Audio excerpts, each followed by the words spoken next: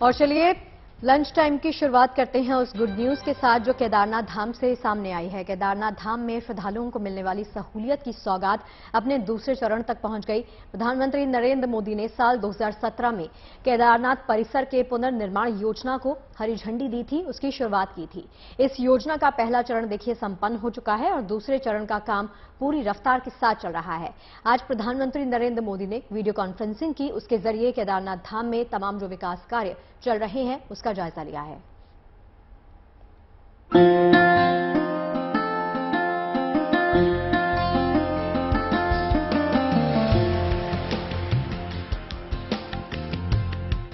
शिव भक्तों का पावन धाम केदारनाथ।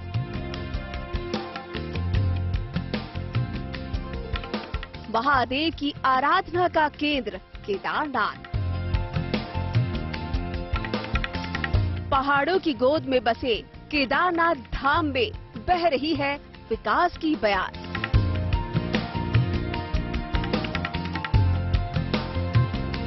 दर्शन में भक्तों को मिल रही है सहूलत की सौगात।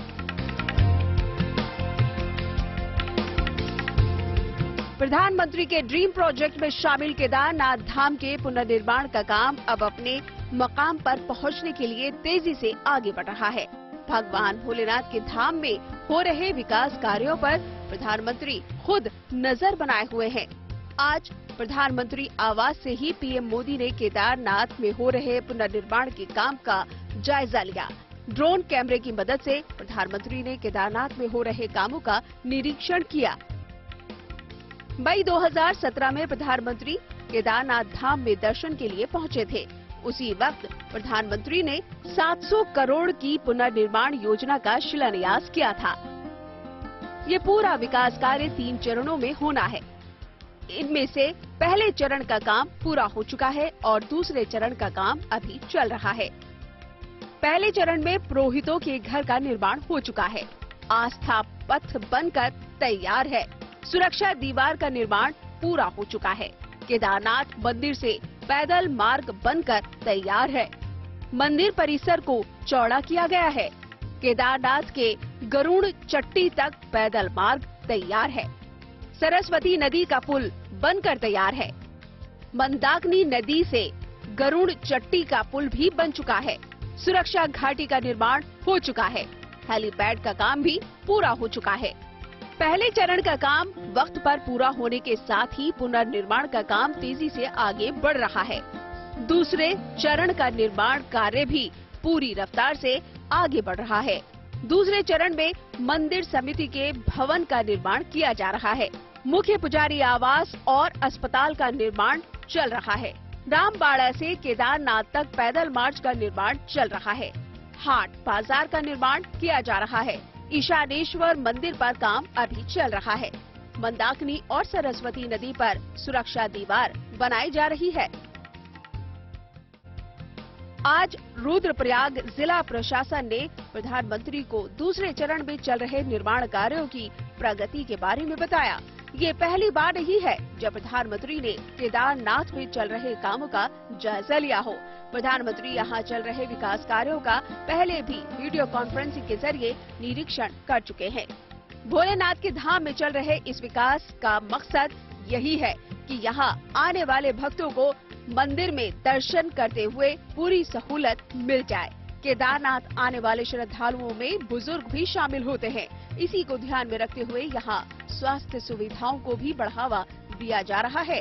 पहला चरण पूरा होने के साथ ही मंदिर परिसर की सूरत बदलने लगी है। दूसरे चरण का काम भी पूरी रफ्तार से आगे बढ़ रहा है। उम्मीद की जा रही है कि विकास का तीसरा चरण पूरा होने पर और ज्यादा श्रद्धालु पूरी सहूलत के साथ यहाँ भगवान के दर्शन कर पाएंगे।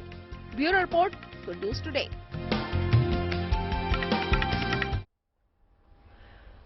और अब बात महादेव की नगरी उज्जैन की करते हैं, जहां 750 करोड़ की लागत से बन रहा महाकाल कॉरिडोर करीब तैयार है। अगले महीने प्रधानमंत्री मोदी इसका लोकार्पण करेंगे। कैसा दिख रहा है कायाकल्प और महाकाल का ये तीर्थ कैसा नजर आ रहा है, आपको दिखाते हैं।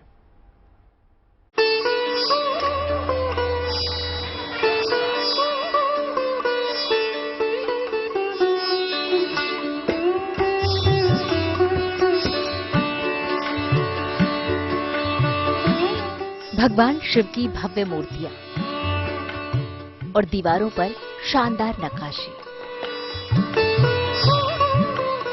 ये नई पहचान है महाकाल की नगरी उज्जैन की। क्षिप्रा नदी के तट पर बसे इस उज्जैन शहर में भगवान शिव का ज्योतिर्लिंग है, जहां हर रोज होने वाली भस्म आरती विश्व भर में प्रसिद्ध है।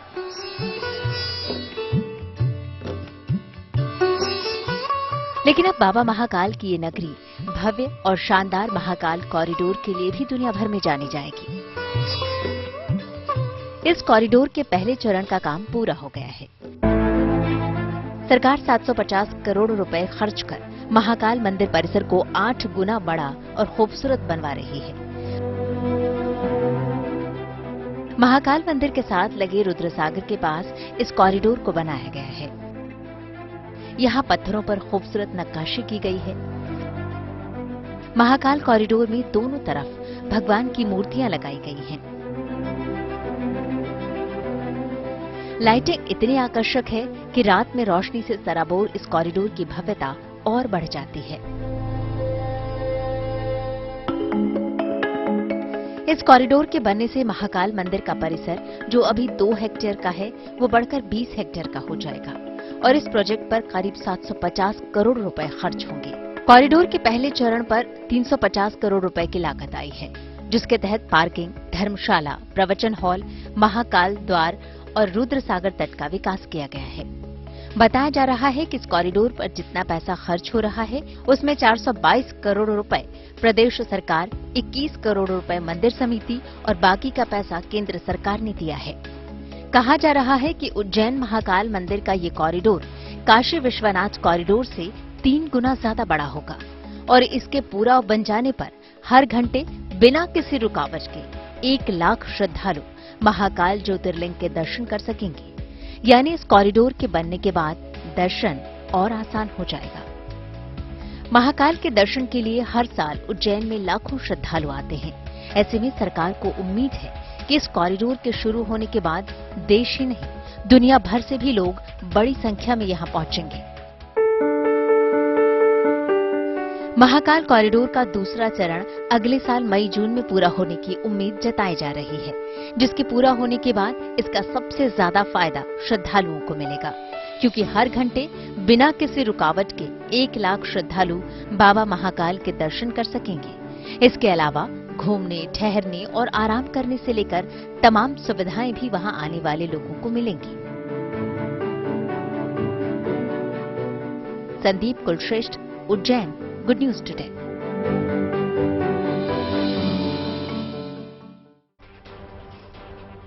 अयोध्या में जैसे जैसे रामलला का मंदिर का निर्माण हो रहा है, अयोध्या को भी सजाने संवारने का काम तेजी से चल रहा है। आने वाले दिनों में अयोध्या पहुंचने वाले श्रद्धालुओं का स्वागत अब रामधुन से होगा, वो भी सुर साम्राज्ञी की आवाज में, यानी पूरा माहौल अब राममय होगा। तो आपको बता दें, अयोध्या में अब भयंकर तैयारियां चल रही हैं और जल्द ही वहां पर आप पहुंचेंगे तो आपको सुर सुनाई देंगे रामलला के, और अयोध्या को सजाने संवारने का काम अब तेजी से वहां पर चल रहा है।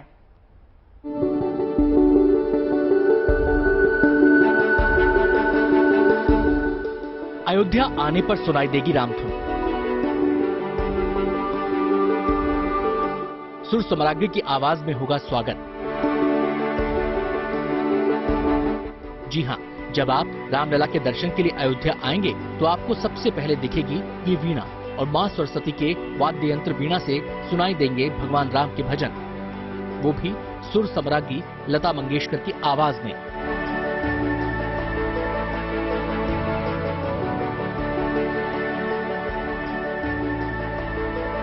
लता मंगेशकर की स्मृति में इस चौराहे का नाम भी रखा गया है और इसी चौराहे पर ये भारी भरकम वीणा की स्थापना की जा रही है।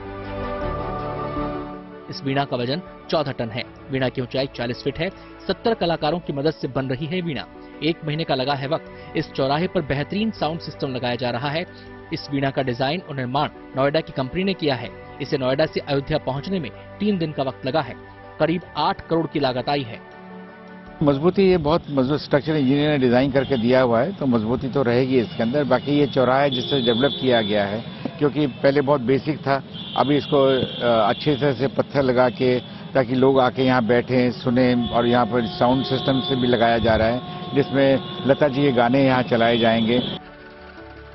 28 सितंबर को लता जी का जन्मदिन है और इसी दिन मुख्यमंत्री योगी आदित्यनाथ अयोध्या को एक खास उपहार देंगे। ये वीणा अयोध्या वासियों के लिए ही नहीं, देश विदेश से आए श्रद्धालुओं के लिए भी एक बड़ा आकर्षण साबित होगी। अयोध्या से बलबीर सिंह के साथ bureau report, good news today.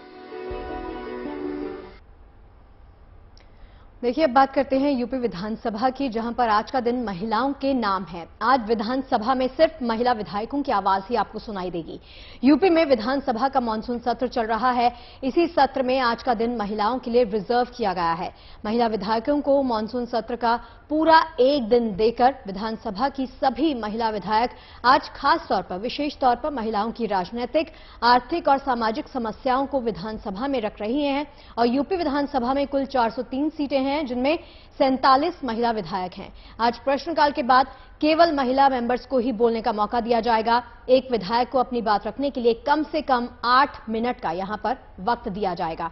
तो आज यूपी विधानसभा में आज का दिन जो है वो इतिहास बनाने जा रहा है, क्योंकि यहां पर मानसून सत्र के इस दिन में 22 सितंबर का जो आज का दिन है, इतिहास में ये यादगार हो जाएगा, क्योंकि यूपी विधानमंडल के इतिहास में पहली बार है जब दोनों सदनों की कार्यवाही महिला विधायकों के नाम ही रहेगी।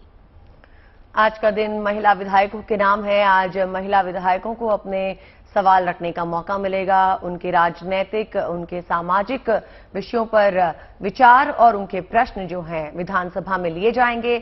और महिलाओं को यह मौका इस बार पहली बार हासिल हो रहा है। ये सत्र आज पूरा महिलाओं के नाम किया गया है। तो देखिए, आज की कार्यवाही जो है वो महिला विधायकों के नाम होगी। इस दिन सिर्फ और सिर्फ महिला विधायकों को ही बोलने का मौका मिलेगा। महिलाओं के तमाम जो मुद्दे हैं वो उठाए जाएंगे। प्रश्नकाल के बाद सदन में सिर्फ महिला विधायक ही बोलेंगी, उनको पहला मौका दिया जा रहा है। हालांकि सदन में सभी विधायक जो हैं, तमाम बाकी विधायक वो भी मौजूद रहेंगे, लेकिन बोलने का अवसर सिर्फ और सिर्फ महिला मेंबर्स को ही आज दिया जा रहा है। बता दें, देश में ऐतिहासिक शुरुआत है। और चलिए, इसी पर बातचीत करने के लिए शिल्पी हमारे साथ जुड़ गई हैं। शिल्पी, आज का दिन तो ऐतिहासिक होने वाला है, हिस्टोरिक होने वाला है, क्योंकि महिला मेंबर्स वहां पर मौजूद हैं, लेकिन आज का दिन स्पेशली उनको डेडिकेट करना, पहले तो इसका मुझे मकसद बताइए, और तमाम जो मुद्दे होंगे महिलाओं से जुड़े वो अपनी आवाज में उठाएंगी आज उनको। बिल्कुल, देखिए शगुफ्ता, आज का दिन ऐतिहासिक है। ऐतिहासिक इस मायने में कि देश की सबसे बड़ी विधानसभा उत्तर प्रदेश विधानसभा है और सबसे ज्यादा आबादी का प्रदेश है और सबसे ज्यादा इसमें विधायकों की भी संख्या है, 403 विधायक है। तो ऐसे में हम कह सकते हैं कि महिलाओं की आवाज उठाने की एक पहल ये की गई है। आमतौर पर आपने ऐसी पहल अंतर्राष्ट्रीय महिला दिवस पर देखी होगी और उसके अलावा नहीं देखी होगी, लेकिन ये एक पहल इसलिए है कि प्रदेश की जो महिलाएं हैं उनकी क्या समस्याएं हैं, जो महिला सशक्तिकरण का मुद्दा है, जो उनके शिक्षा और स्वास्थ्य से जुड़ा हुआ मुद्दा है, जो लैंगिक भेदभाव उनके साथ अभी भी होता है, और इसके अलावा जो उनकी डे टू डे जो उनकी समस्याएं हैं, और सबसे बड़ी बात जो महिला सुरक्षा का मुद्दा इन दिनों चर्चा में है, उस पर किस तरह से महिलाएं अपनी बात रखती हैं, उन महिलाओं की आवाज बनकर के ये महिला विधायक अपनी बात रखेंगी। 403 विधानसभा सदस्य हैं शगुफ्ता, लेकिन उत्तर प्रदेश विधानसभा में 47 महिला विधायक हैं, जिसमें से 29 महिला विधायक खुद सत्तारूढ़ बीजेपी के हैं और 14 महिला विधायक समाजवादी पार्टी जो मुख्य विपक्षी पार्टी है उनके हैं। लेकिन शिल्पी, ये है कि आज आपने कहा इंटरनेशनल वुमेन्स डे के अलावा आज एक ऐसा दिन आया है जब महिलाओं को जो है इस तरह का सम्मान दिया जा रहा है, इस रूप में कि उन्हें आज पूरे 8 मिनट मिलेंगे। इन पूरी 47 विधायकों को, जो महिला विधायक हैं, उन्हें 8 मिनट मिलेंगे अपने पॉलिटिकल, अपने सामाजिक विषयों के बारे में बात करने के लिए, अपने सवालों के लिए। लेकिन ये जो सिचुएशन आई है, अच्छी सिचुएशन है, पर जो आई है, क्या ये इसलिए है कि महिलाओं ने कभी शिकायत की कि उन्हें मौका नहीं मिलता बात करने का, अपने सवाल जवाब करने का, अपने विचार रखने का? शगुफ्ता, ये सिचुएशन क्यों आई है, इससे इधर मेरे मन में एक सवाल ये था कि ये सिचुएशन इतने बाद में क्यों आई और इस सिचुएशन की जरूरत आखिर पड़ी क्यों? क्योंकि आजादी के 70 साल बाद अगर देश की सबसे बड़ी विधानसभा इस बात की पहल कर रही है कि एक अलग दिन रखा जाए जिसमें महिला विधायक अपनी बात रखें, तो वो अपने आप में ही एक सोचने वाली बात है। खैर, पहल कभी भी हो अच्छी, वो सकारात्मक पहल हो तो उसकी सराहना होनी चाहिए। चलिए, लेकिन शिल्पी, बहुत बहुत शुक्रिया। देखिए, एक बेहद सराहनीय कदम उठाया जा रहा है। वहां पर आज का दिन जो है वो महिलाओं को डेडिकेट किया गया है। महिलाओं की तरफ से सवाल जवाब किए जाएंगे और 47 महिला विधायक हैं जो अपनी बात सामने रखेंगी। अब बात करते हैं मध्य प्रदेश के श्योपुर में खूनो नेशनल पार्क की, जहां पर नामीबिया के चीतों के पहुंचने के सुखद परिणाम भी अब देखने को मिल रहे हैं। लोगों की उम्मीद भी बढ़ गई है क्योंकि विलुप्त होने की कगार पर पहुंच चुकी श्योपुर की प्राचीन काष्ठ कला के कलाकारों ने ये आस जग गई है कि चीतों के आने से यहां का पर्यटन काफी हद तक बढ़ेगा, जिससे उनके कारोबार की तरक्की होगी और यही नहीं, उनकी काष्ठ कला को भी एक नई पहचान यहां पर मिल जाएगी।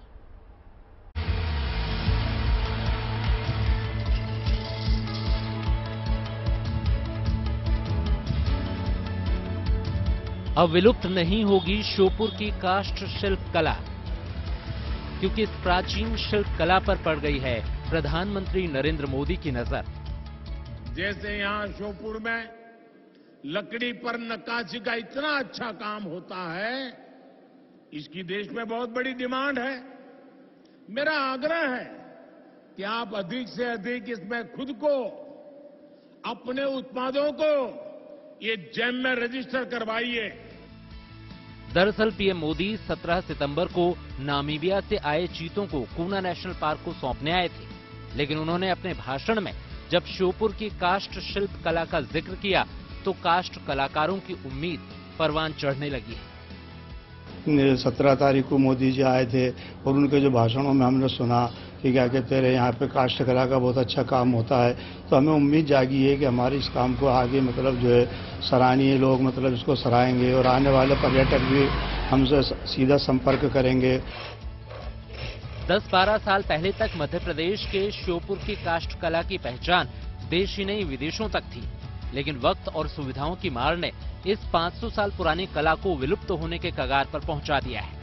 लेकिन खूनो नेशनल पार्क में चीतों के पहुंचने से काष्ठ कलाकारों को कारोबार बढ़ने की उम्मीद है।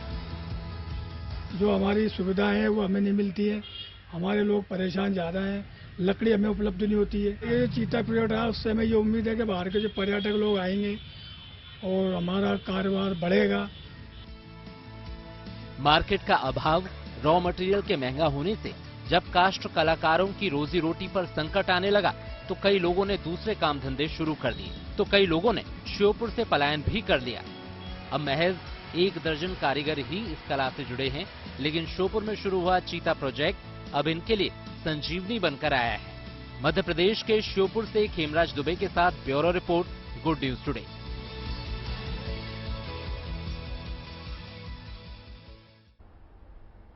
और अब आपको मिलवाते हैं दिल्ली पुलिस के कलाकार सिपाही से। हेड कांस्टेबल संदीप शाही ने एक रैप सॉन्ग बनाया है। इसके जरिए वो लोगों को ट्रैफिक नियमों के प्रति जागरूक करने की कोशिश कर रहे हैं। सड़कों पे चलने के होते हैं कुछ रूल मत भूल भाई, रूल मत भूल। बाइक चलाने के भी होते हैं कुछ रूल मत भूल भाई, रूल मत भूल। कार चलाने के भी होते हैं कुछ रूल मत भूल भाई, रूल मत भूल। फोन पे बातें मत कर भिजूल। दिल्ली पुलिस के हेड कांस्टेबल संदीप शाही का बनाया ये रैप सॉन्ग उन लोगों के लिए एक मैसेज है जो ट्रैफिक नियम को नजरअंदाज कर अपनी और दूसरों की जिंदगी को खतरे में डालते हैं। हेलमेट सीट बेल्ट बांधना मत तू भूल। जेब्रा क्रॉसिंग के भी होते हैं उसूल। पैदल चलने वाले इसे मत भूल। मत भूल भाई, रूल मत भूल। इस रैप सॉन्ग की हर एक लाइन के जरिए कार और बाइक सवार 2 ट्रैफिक नियमों के प्रति जागरूक करने की कोशिश की गई है। आप सभी से अपील है, सदैव यातायात नियमों का पालन करें, अपनी सुरक्षा सुनिश्चित करें, अपने जीवन को खुशहाल बनाएं, अपने देश को खुशहाल बनाएं। संदीप शाही के साथ इस वीडियो में उनके 2 बच्चों और भतीजे ने भी हेलमेट पहनकर रैप सॉन्ग गाया। वीडियो में बच्चों को शामिल करने का मकसद बिल्कुल साफ है कि ज्यादा से ज्यादा यूथ को इस रैप के जरिए जागरूक किया जा सके। कार चलाने के भी होते हैं कुछ रूल मत भूल भाई, रूल मत भूल। संदीप जी, क्या जरूरत पड़ी कि एक रैप आपको बनाना पड़ा और क्या बोल है उसके? सर, सड़क हादसे में सबसे ज्यादा युवा शिकार हो रहे हैं और जो युवा है वो आज के युवा जो है वो रैप सुनना पसंद करते हैं, तो उनको रैप के अंदाज में हमने जागरूक किया, जिसका मकसद है कि रूल मत भूल। ये लाइन कैसे लिया आपने कि इसी लाइन पर बनाना है? क्या आपसे बहुत सारे केसेस देख रहे थे क्या आप? सड़कों पे आमतौर पे लोग कहते हैं कि मुझे याद नहीं था, मुझे ध्यान नहीं आया, यानी कि वो रूल भूल जाते हैं, ट्रैफिक नियमों को भूल जाते हैं, तो उनको याद दिलाने का एक जागरूकता में एक रैप सजाया है, जो कुछ शब्दों को सजा के अपने बच्चों के साथ मैंने गाया, जो लोगों को बेहद पसंद आ रहा है। संदीप ने बताया कि एक बार दिल्ली के मोती नगर इलाके में उनका रोड एक्सीडेंट हुआ था, जिसमें हेलमेट पहनने की वजह से उनकी जान बच गई थी और इसके बाद उन्होंने लोगों को जागरूक करने का बीड़ा उठा लिया, जिसकी शुरुआत उन्होंने कुछ वर्षों पहले रक्षा बंधन के मौके पर की, जब अपने भाइयों को राखी बांधने जा रही कुछ महिलाओं को उन्होंने हेलमेट पहनाया। रिटर्न गिफ्ट के तौर पर उन महिलाओं ने संदीप को हेलमेट भाई का नाम दे दिया था और इसी के बाद उन्होंने अलग अलग तरीकों से लोगों को ट्रैफिक नियम के प्रति जागरूक करना शुरू कर दिया। देश में हेड इंजरी के बहुत सारे हादसे होते हैं, तो उसको लेके मेरे मन में विचार आया कि नहीं, सड़क सुरक्षा जीवन रक्षा के लिए मुझे कुछ करना है। जो पिछले मैं 6 वर्षों से सड़क सुरक्षा जीवन रक्षा के लिए जागरूकता चला रहा हूं, जिसमें मैं रैप सॉन्ग गाता हूं, अपने जन्मदिन, अपने मैरिज एनिवर्सरी पे मैं कोई पार्टी केक नहीं काटता, उस बचाए हुए पैसे से मैं कुछ हेलमेट परचेज करता हूं और फिर सड़कों पे जाता हूं, उन लोगों को हेलमेट पहनाता हूं जो बाइक पे या पिछली बैठी हुई सवारी विदाउट हेलमेट होते हैं। संदीप अपनी पत्नी और बच्चों के जन्मदिन के मौके पर लोगों को हेलमेट गिफ्ट करते हैं और अब तक वो करीब 1900 हेलमेट बांट चुके हैं। उनके इसी जज्बे और सेवा भाव को देखते हुए संदीप को कई बार सम्मानित भी किया जा चुका है, जिसकी गवाह उनके घर की दीवारों पर टंगे ये प्रशस्ति पत्र भी देते हैं। हर साल बढ़ रहे सड़क हादसों को रोकने के लिए सरकार ने 2019 में मोटर व्हीकल एक्ट में संशोधन किया, जिसमें कड़े नियमों का प्रावधान किया गया। इतना ही नहीं, समय समय पर लोगों को जागरूक करने के लिए ट्रैफिक पुलिस की ओर से जागरूकता अभियान भी चलाए जाते हैं, लेकिन इसके बाद भी लोग सड़क पर चलते वक्त ट्रैफिक नियमों की अनदेखी करते हैं। इसका नतीजा ये है कि देश भर में हर साल होने वाले सड़क हादसों में लाखों लोगों की जान चली जाती है। दिल्ली पुलिस के हेड कांस्टेबल संदीप शाही ऐसे ही लोगों की आंखें खोलने के लिए रैप सॉन्ग का ये अनोखा तरीका अपना रहे हैं। यूं तो ये पुलिस में है, चाहे तो आपका चालान तुरंत काट सकते हैं जो ट्रैफिक रूल्स वायलेट करते हैं, लेकिन ये गाकर, कविताएं लिखकर आपको समझाने की कोशिश कर रहे हैं और खुद बता भी रहे हैं कि एनसीआरबी का डेटा कहता है कि सबसे ज्यादा जो मौतें होती हैं सड़क हादसों में, उनमें सबसे ज्यादा आंकड़ा होता है वो होता है हेलमेट ना लगाने के चलते। तो जाग जाएं, चालान से ना जागे तो कम से कम संदीप जी के गानों से ही जाग जाएं। कैमरामैन अभिषेक के साथ मनीष रसिया, गुड न्यूज टुडे, दिल्ली। देखिए, फुटबॉल प्रेमियों के लिए गोवा से गुड न्यूज आई है। गोवा के सीएम प्रमोद सावंत और खेल मंत्री गोविंद गौड़ा ने फीफा अंडर 17 महिला विश्व कप 2022 का मेजबान शहर का लोगो लॉन्च कर दिया है। इस खास मौके पर खिलाड़ियों में काफी उत्साह देखने को मिला। फीफा अंडर 17 महिला विश्व कप 2022 भारत में 11 से 30 अक्टूबर 2022 तक खेला जाएगा। तो अब डालते हैं नजर आज के विचार पर, जहां हम आपको दिखाते हैं किसी महान व्यक्ति के विचार। आइए डालते हैं नजर। स्वामी विवेकानंद ने कहा है कि पहले हर एक अच्छी बात का मजाक बनता है, फिर उसका विरोध होता है और फिर उसे स्वीकार कर लिया जाता है।